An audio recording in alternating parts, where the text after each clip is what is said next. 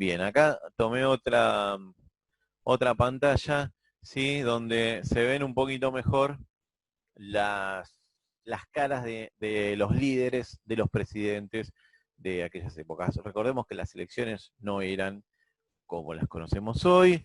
Hay muchos que han surgido de la fuerza económica, hay muchos que han heredado, ¿sí?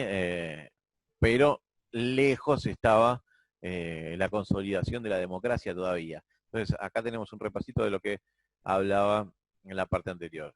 Justo José de Urquiza, Derqui, Bartolomé Mitre, Sarmiento, ¿sí? El padre del aula, Nicolás Avellaneda, Julio Argentino Roca, Campaña del Desierto, y acá ya sí, ya nos llamamos República Argentina, ya tenemos el país delimitado como lo conocemos hoy, ¿sí? Con Formosa, con Misiones, con la Patagonia dividida en provincias, Chubut, Neuquén, ¿sí? Todo eso que era territorio indígena va a quedar en manos del Estado y de la Nación Argentina. Bien, después de Roca, el que va a hacer gobierno va a ser Juárez Selman. Juárez Selman es cuñado de Roca. Y después de Juárez Selman va a ser Carlos Pellegrini. Carlos Pellegrini, que es el presidente del Jockey Club, donde toda esta gente se juntaba. O sea, imagínense cómo eran las elecciones. ¿Sí? Se juntaban entre unos cuantos y decían, bueno, ahora a quién le toca, o quién creen ustedes que puede ser el más capacitado. Bueno, quedó Carlos Pellegrini, después va a ser Luis Sáenz Peña, que va a ser el padre de Roque Sáenz Peña, otro de los que va a tener incidencia dentro de esta historia argentina. Fíjense, después tenemos a Evaristo Uriburu, también su hijo también va a ser presidente más adelante. No pueden resolver, esta gente no puede resolver la situación económica internacional. Recordemos que es un país que se dedica a la agroexportación, sí, tenemos carne, verduras, cuero, bajan las ventas, baja la comercialización, hay mucha competencia, no pueden resolver el tema económico, llega una inmigración grande a la Argentina, no pueden, de alguna manera no pueden controlar toda esta inmigración que primero se los llamaba, ¿sí? Sarmiento pide que vengan los ingleses, que vengan los holandeses, ¿sí? Y los que vienen acá son italianos, gallegos, vienen eh, polacos, ¿sí? Y no tienen ese nivel intelectual, esa tecnificación que esperaban, entonces van a ir a trabajar a las diferentes fábricas, a los diferentes campos, y se van a organizar. Esta gente se va a organizar y va a pedir derechos, entonces se da una convulsión social importante, van a intentar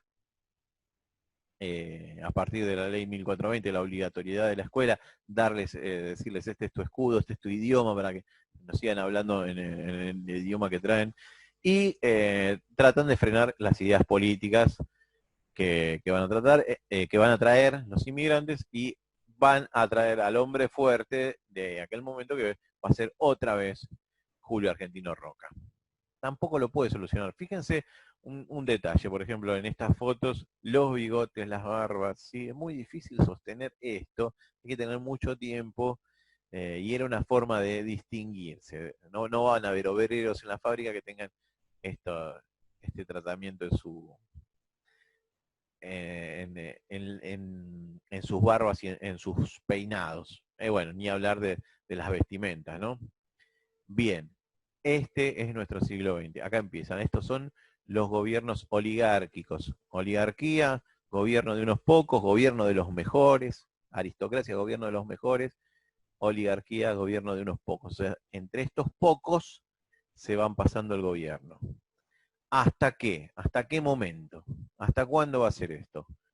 Bueno, hasta el momento que la convulsión social, los reclamos de la sociedad son tales que no se puede sostener más, ¿sí? Entonces, después de Roca, cada uno cumple su mandato, ¿no? ¿Sí? Después de Roca va a venir Quintana por poco tiempo, después va a ser Figueroa Alcorta, y durante el gobierno de Roque Sáenz Peña se vota la ley Sáenz Peña, que era la ley del voto universal y obligatorio. O sea, universal, decimos, van a votar todos, obligatorio, tienen la obligación de ir, votos, y el voto es secreto, ¿sí? Esa es la bisagra dentro de la historia argentina. El voto secreto que va a hacer que cada uno vote por el que le parece que va a defender sus intereses. No, no va más el patrón de la estancia con todos los peones a decirle hay que votar al doctor Evaristo Uriburu y todos los peones votan. No, acá ya hay organizaciones, ya hay partidos que representan, primero van a representar a la juventud, después van a representar a los obreros, entonces votan, los obreros votan la clase baja, la clase media y la clase alta. La clase media que es un incipiente, digamos, no existe la clase media todavía porque es o clase alta o clase baja. El hecho de que llegue a votar la clase baja va a cambiar completamente los espectros políticos de aquel momento. Bueno, y hasta acá quería llegar. Esta es la última plaquita que les pongo en este video. Eh, Acá seguimos con la metodología de la línea de tiempo. ¿Sí? Roque Sáenz Peña manda la ley Sáenz Peña, digamos, no es que Sáenz Peña sea bueno, sino que no le queda otra que mandar la ley al Congreso para que sea votada y es aprobada. Cuando es aprobada la ley Sáenz Peña, bueno, después de Sáenz Peña va a venir Victorino de la Plaza y en 1916 va a haber elecciones bajo esta ley, con el sufragio universal y obligatorio. Decimos sufragio universal porque es universal y es una bisagra para el momento, ¿sí? Pero no es universal porque falta el 50% del padrón electoral, que es decir, las mujeres no votan. ¿Está? Entonces, tampoco es tan universal. Pero al votar la clase baja, sí va a votar a quien lo represente. Y el que va a ser presidente, el que va a ser elegido, el primer presidente elegido por el pueblo, es el presidente Hipólito Yrigoyen, que lo tenemos acá, don Hipólito, de 1916 a 1922. Hipólito Yrigoyen, que tiene una gran lucha, lo vota la clase baja, entonces tiene que representar a la clase baja. Pero ¿qué pasa? La oligarquía terrateniente y los dueños de los medios de producción siguen al mando de las provincias, o sea, todos los gobernadores son conservadores y tenemos un presidente que ha sido votado por el pueblo. Entonces, tiene muchos problemas con los gobernadores y lo que hace es intervenir las provincias, hace intervenciones federales. A Irigoyen le da de baja 29 proyectos de ley que tenía para modernizar, para repartir, ¿sí? Para la redistribución de la riqueza. Pero igualmente, más allá de todo, logra muchísimos avances en la jubilación, él crea YPF, yacimientos petrolíferos fiscales, ve problemas que hay en otros países, como los va a tener Paraguay, por ejemplo, una guerra con Bolivia por el petróleo, él ve que esos recursos energéticos son necesarios y crea YPF, bueno, va sobre la ley de jubilaciones, va a democratizar algunas otras entidades, algunos permiten los sindicatos, ¿sí? La reforma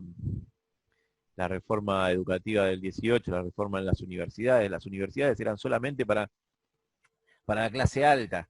Cuando el obrero puede mandar a sus hijos a la universidad, se da cuenta que hay materias que no sirven. Bueno, ahí es importante esto que marco, porque la reforma se da acá, en Buenos Aires, y va a trascender por todo Latinoamérica. Ahí está, bien, es Irigoyen, después va a venir Marcelo T. de Alvear, que es, Alvear es otro radical, viene del mismo partido de Irigoyen, de la UCR, pero Alvear lo que va a hacer va a ser más conciliador que Irigoyen, va a permitir a los dueños de los medios de producción, a esos gobernadores, va a permitirles más intervención, más diálogo y más influencia dentro de su gobierno, ¿sí? Alvear va a manejar a los antipersonalistas. Hay una ruptura acá entre Irigoyen y Alvear. Cada uno cumple su mandato de 6 años, fíjense, 1916, 1922, 1922, 1928, y se presenta Irigoyen de vuelta a elecciones y gana. O sea que tan mal no había hecho las cosas antes, la gente se veía representada por Irigoyen. Irigoyen gana en 1928 Hay una crisis grande, una crisis económica grande, recordemos 1929, el crack de Wall Street, ¿sí? El sistema financiero mundial cae en una gran depresión.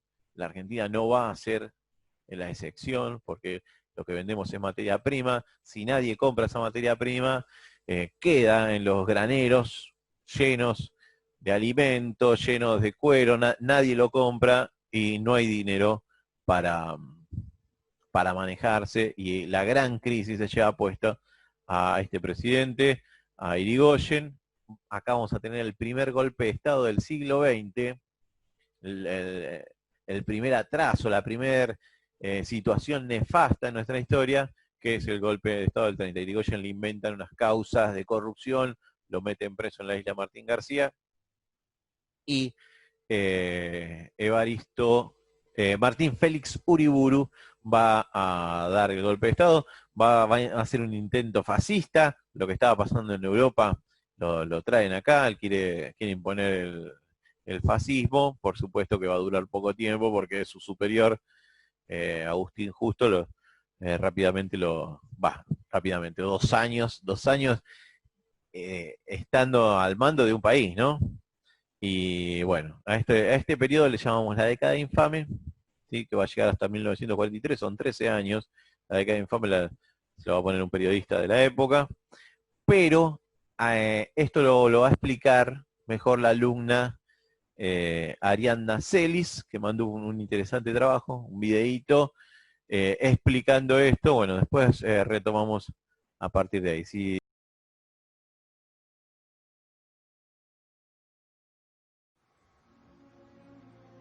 En 1930 se produce la primera introducción militar en la vida democrática de la Argentina. Para entender por qué se produjo el revocamiento de Irigoyen, tenemos que entender cómo se encontraba la situación argentina durante los años anteriores. En ese entonces, la crisis económica mundial que estalló en 1929 tras la caída de la Wall Street trajo como consecuencia que los principales países compradores de materia prima argentina cierren sus mercados. La crisis mundial impactó con fuerza en el modelo económico agroexportador. La oposición y la prensa culpan al presidente Irigoyen de la crisis, usando como argumento su deterioro físico y mental. Es decir, que con la caída de la bolsa de los Estados Unidos, la economía argentina salió notablemente perjudicada, ya que bajaron los precios de la materia prima junto con las exportaciones, y el gobierno se vio obligado a reducir gastos públicos, causando muchos despidos. La crisis económica y la tensión social fueron los factores que provocaron el golpe de Estado del general José Félix Uriburu, que derrocó al presidente Hipólito Yrigoyen. A partir de ese momento se inició una etapa caracterizada por la persecución política a los opositores, la corrupción, el autoritarismo y el feudal electoral. Para evitar el desastre económico, el ministro de Relaciones Exteriores, Julio Argentino Roca, y el responsable de negocios, Walter Runciman, renegociaron las condiciones para la exportación de carne argentina a Gran Bretaña. El nuevo marco normativo, firmado en 1930, es conocido como el Tratado de Roca-Runciman, el cual supuso unas ventajas significativas para los intereses británicos en Argentina. Durante la década infame se activaron distintas comisiones parlamentarias para investigar los diferentes pactos ilícitos entre políticos y empresarios. En 1943, una junta militar derrocó al presidente Castillo. El coronel Juan Domingo Perón fue designado jefe del Estado Mayor del Ejército. Con este episodio comenzó una nueva era en Argentina. El peronismo, también llamado justicialismo, fue el principal movimiento político entre 1946 y 2015. Bueno, ahí está, muy bien. Agradezco muchísimo el esfuerzo de mis alumnos, de Ariana primero, que mandó este video, de los alumnos de primero, de cuarto. Tengo otros trabajos, otros videos, otros audios, hay que organizarlos y presentarlos en muestras de este tipo. Agradezco mucho no dejarse llevar por los rumores, decir todos pasan, no es lo mismo, si hago, si no hago, no es lo mismo, ¿sí? No es lo mismo, seguimos aprendiendo y el momento de aprender es este. Vamos a tratar de abstraernos un poquito de la situación que vivimos y a seguir aprendiendo. Bueno, las imágenes están muy bien. Crisis, acá tomo algunas fotos de época, está muy, muy bien. Los medios de comunicación, siempre esta incidencia, este presidente, este es Hipólito Yrigoyen, la comercialización con los norteamericanos, ¿sí? Primero, Argentina primero va a comercializar con España. Cuando corta con España va a ser Inglaterra, cuando corta con Inglaterra va a ser con Estados Unidos, ¿sí? Siempre en cuestiones, en formas desfavorables, ¿sí? Bien, ahí tenemos, ¿sí? Diferentes imágenes que seleccionó la alumna que nos grafican el momento. Bueno, imágenes de la dictadura. El que instala la dictadura es él, es Martín Félix Uriburu, hijo de un conservador, que lo saca a a Irigoyen. Siempre las dictaduras tienen un apoyo popular. Este refleja el acuerdo de Roca-Russiman. Cuando Inglaterra deja de comprarle carne, van a ofrecer que nos compren al precio que ellos quieran, y los ingleses dicen, bueno, está bien. Bueno, y con la plata que nos dan, nosotros les compramos. Entonces, todos los acuerdos son absolutamente desfavorables. Este es el último, este es Perón, el que cierra el proceso este de las dictaduras. Perón entra dentro de un gobierno, dentro de una dictadura, pero va a hacerse parte del movimiento de los trabajadores y va a presentarse elecciones y va a ganar. Sí, ahí termina esta década infame. Bueno, espero que hayan entendido, espero que lo hayan disfrutado tanto como yo, espero la comunicación, espero los comentarios, espero los likes, espero que estén bien y bueno, sigo presentando. A mí lo que más me gusta es presentar los trabajos de ustedes, es hacer esto, usar usemos esta pandemia, esta situación para dejarle a las generaciones futuras, digamos. Este video lo voy a volver a pasar en el 2021, 2022, explicando esto que hoy le tocó a Ariana y que pronto va a ser Volpi, que pronto van a ser los alumnos de primero con Grecia, así que sigo recibiendo sus trabajos y seguimos en contacto.